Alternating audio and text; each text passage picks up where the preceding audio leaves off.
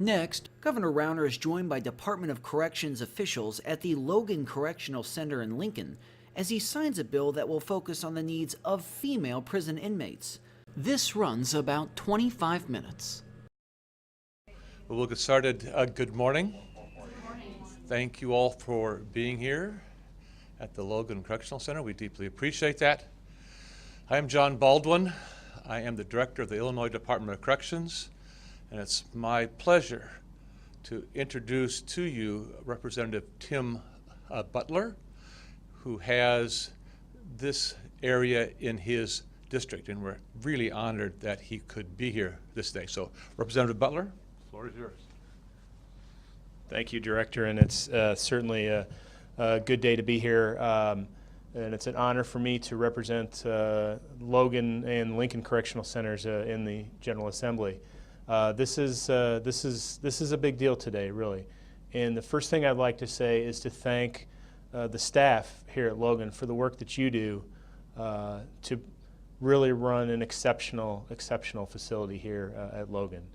What we're announcing today, what the governor's signing today, is a very important step forward and really makes Illinois a leader when it comes to the issues with women's incarceration in the country. We become a leader on this.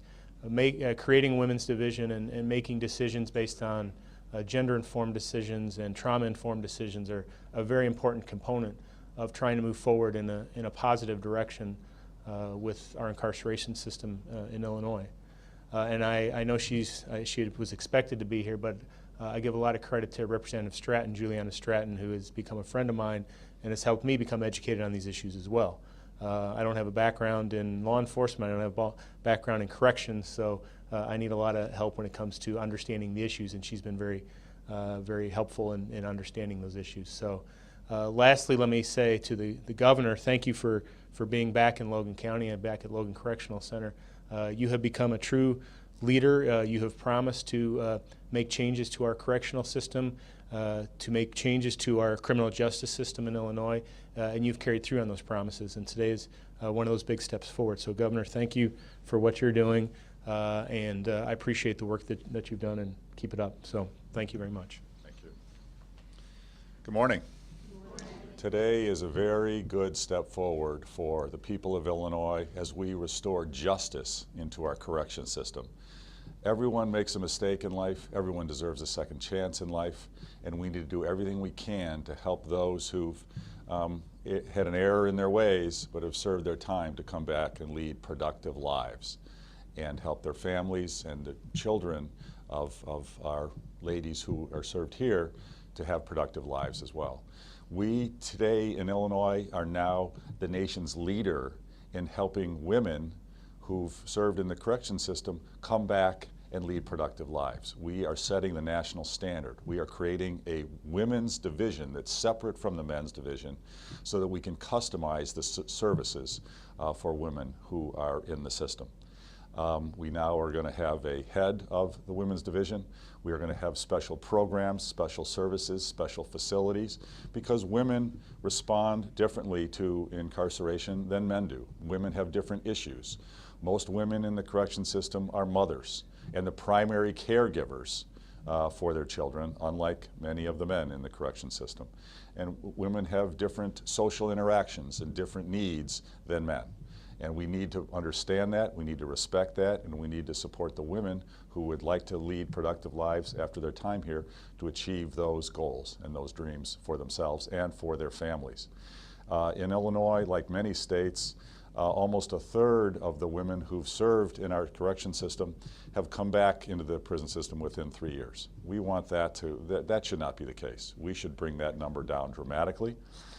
We need to understand and respect the fact that the vast majority of women in our correction system have suffered from abuse. Sexual abuse, physical abuse, emotional abuse. We need to understand that and help the women who are here overcome that abuse, help themselves to lead productive lives, and help them overcome the challenges of that abuse. We need to help them so they can help themselves and their families.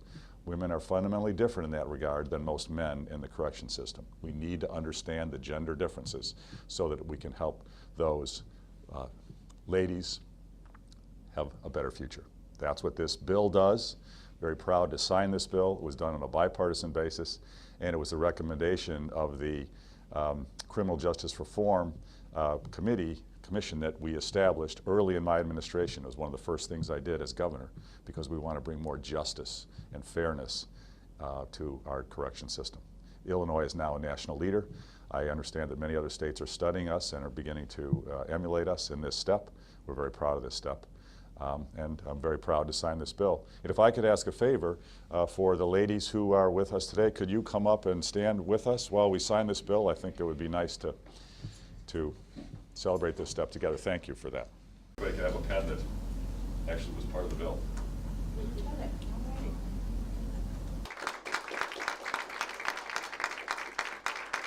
I do want to say, as part of this, we are doubling our commitment to our staff. We have wonderful staff in our corrections services in the state of Illinois. Wonderful, wonderful staff. We want to invest more in our staff to help them be even better, so that they're the best correction staff in America. We want to invest more in training, more in support, to make sure that the ladies are safe and that our staff is safe and the interactions are as productive and helpful on a mutual basis as we possibly can. I deeply appreciate, as governor, the wonderful staff here at Logan Correctional Facility, but throughout the state of Illinois. We have outstanding staff and corrections officers and medical staff here in our system. I want to thank them for their service, all of you for your service, and we look forward to investing in you and helping you provide the best possible service for everyone, as well as keep yourself safe and productive and have a high quality career here in our correction system. So thank you for your work. With that, I'll open it up to questions on this important topic, and then we can take a second, and then I'll address any other issues that the media may have. Yes, sir. I know you went on the tour.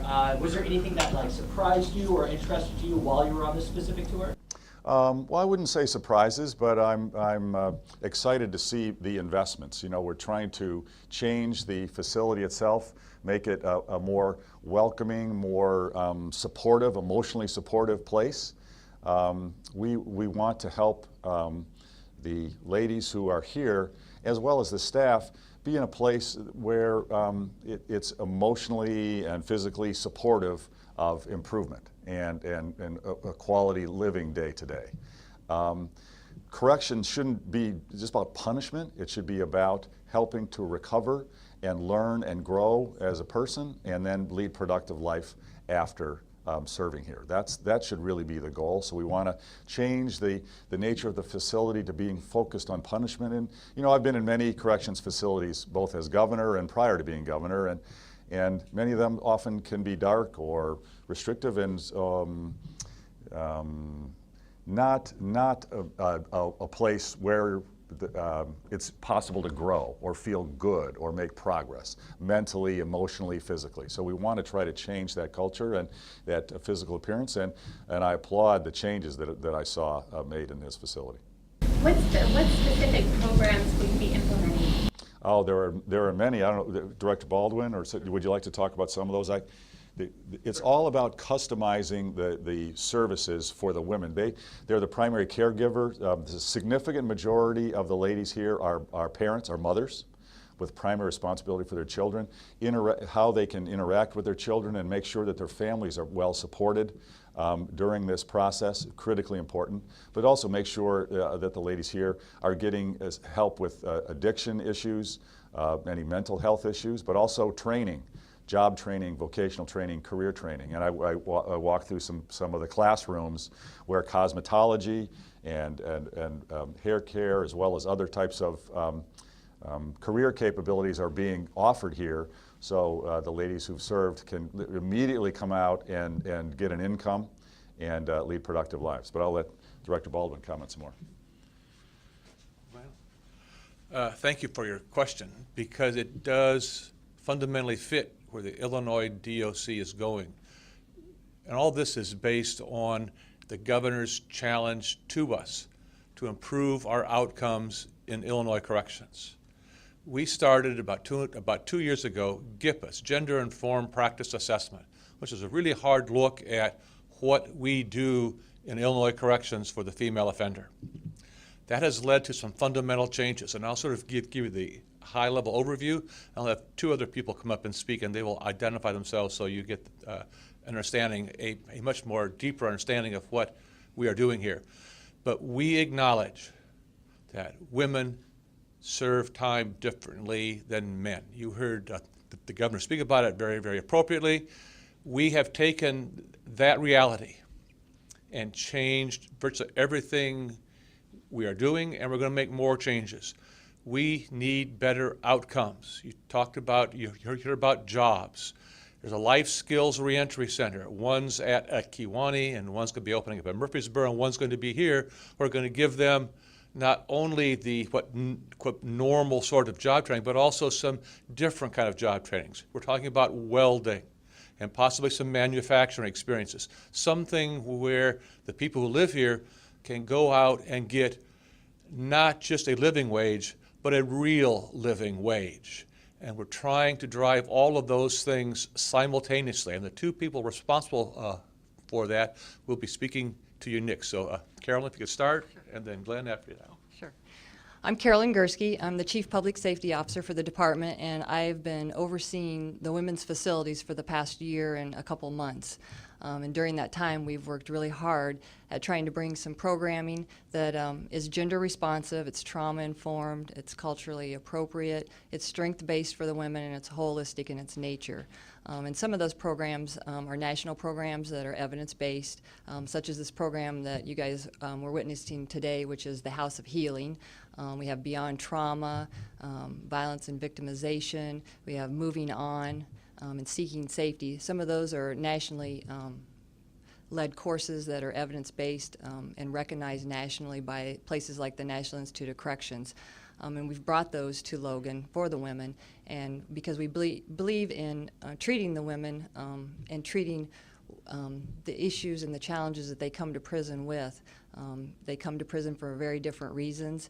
We like to treat their emotional aspect from an emotional aspect, because many of the women have been traumatized, as the governor spoke, by physical, sexual, and emotional abuse, and that's something that we need to help them work through and treat them, along with many times they have co-occurring disorders with substance abuse or mental health disorders, and we want them to get the best treatment we can, which, as today you were welcomed into this building, which is our new acute care center for inpatient treatment level offenders who have acute care need, mental health crisis. That will be opening at the end of February, and then that will leave us more space to have for our residential treatment unit for mental health treatment for the women. So those are all, in a nutshell, some of the things that we're going to do programming-wise and continue to grow on those things for the women so that they can be successful when they go out of here, and we can give them the tools that they need to return to their communities and be great parents and great citizens for the state of Illinois. So thank you. Hello, I'm Glenn Austin. I'm the warden of Logan Correctional Center, and I won't reiterate what the chief said or the director said, but basically we provide a variety of programs at the facility. Those programs are consistent with the policy that we're implementing, which is programs that are conducive to providing evidence-based, trauma-informed, family-centered practice for the offender population. So that's all I'm saying. Thank you. Any other questions? Real quick, if we're looking at tailoring how women are treated in DOC, is that going to have any subsequent effect on how men are treated? Is there going to be a concurrent tailoring in their treatment? That's a great question. I think the answer, my view, is yes, in part, but I'll let the director comment. Sure. First off, and I was very negligent in not acknowledging Maggie Burke, who is here. She is the recently retired warden here at Logan, and she's the one who drove a lot of the change we are talking about this day towards this actual event. So Maggie, thank you very much for that. The issue is every state in America has been male-centric for generations. That is changing. We are also changing. The tip of our spear, though, is making sure we get our women's programs first, right. a very different culture. We are looking at what we teach men as well. Some of the programs you have heard from Carolyn were like Seeking Safety and Moving On. Seeking Safety is a female-based program by and large, but there are counterparts for the men, and we are in the process of changing how we deal with our men. It's the same way we do with the females. For example, we are, for the mentally ill, providing more out-of-cell experiences, both in recreation and in education. We are then looking at our life skills reentry centers. We're going to be looking at real opportunities for change. And some of the jobs that I mentioned are going to be part of our life skills reentry center. It's a fundamental change. The offenders have to apply to get in.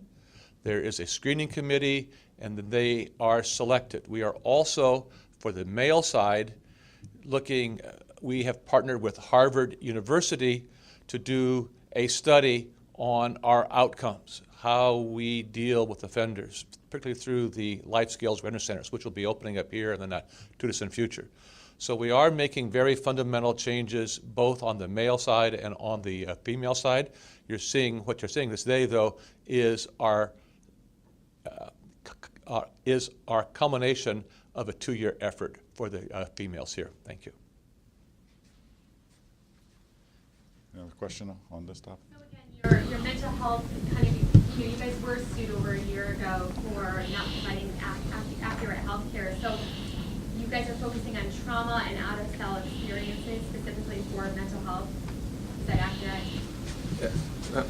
We are focusing on for everybody, not just the mental health. Clearly, we're in a lawsuit that talks about that, and we are being very responsive to not only that lawsuit, we're taking some of those same elements and moving them out into the general population. Great. Any other questions on this important issue? This may be more for Maggie, but as the recently retired lawyer, could you briefly describe what it was like a little bit in the past?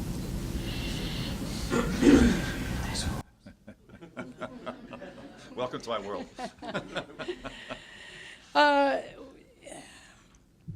Back in 2012 and 2013, both Logan and Dwight Correctional Centers were told that they were closing, but only one of them closed. So, but it was a time of uncertainty for the staff and for the women. Dwight ended up closing, and so we took everyone here. So we had a very, very mixed population, about 1,200 ladies from Dwight and about 1,000 from Lincoln. There were lots of challenges with training staff, lots of challenges with just having different populations live together, and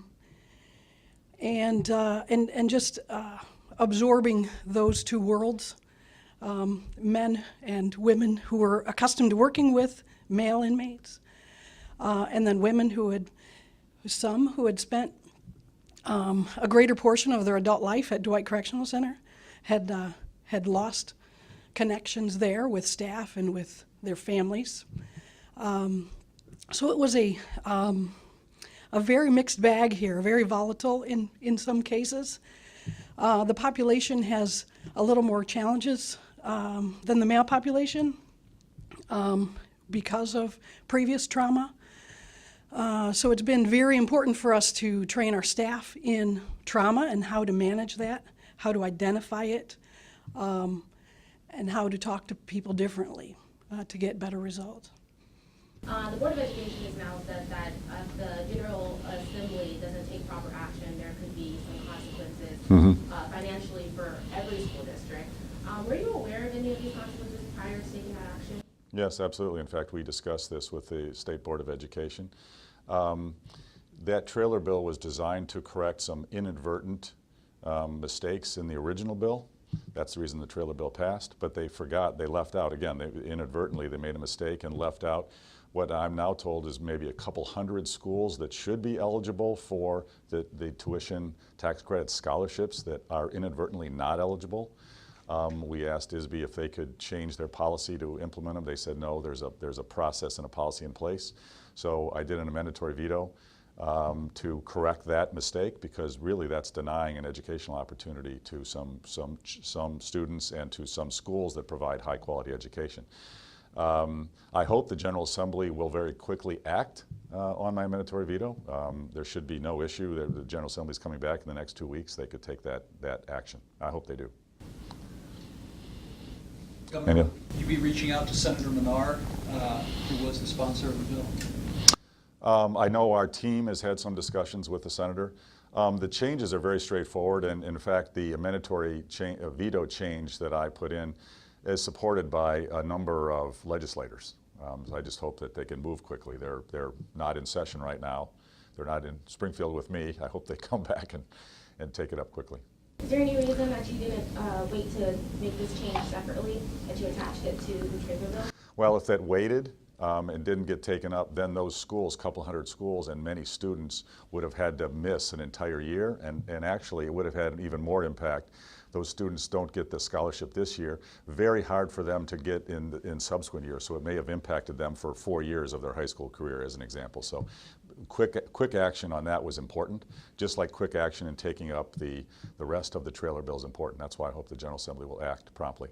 And there's no fear that there would be any problems in the General Assembly? I know there were some lawmakers that opposed the scholarship fund in the first place. Do you think that they'll still kind of cooperate for the sake of these school districts that stay? Well, it was the agreement that the tuition tax credit program would be put in place. It was part of the agreement on the compromise bill. We are correcting errors in the bill, in the trailer bill, and is correcting this inadvertent elimination of a couple hundred schools that should be included is something. It's in fairness that should be changed. Do you anticipate, I have a question. Okay. Okay. Do you anticipate a physical year 2016 bill being passed? Oh boy, I certainly hope so. And let me add, a balanced budget. We have never had a balanced budget that I can find, and that's caused us all kinds of trouble. So I look forward to proposing a balanced budget and to passing a balanced budget. Thanks very much, everybody. Thank you.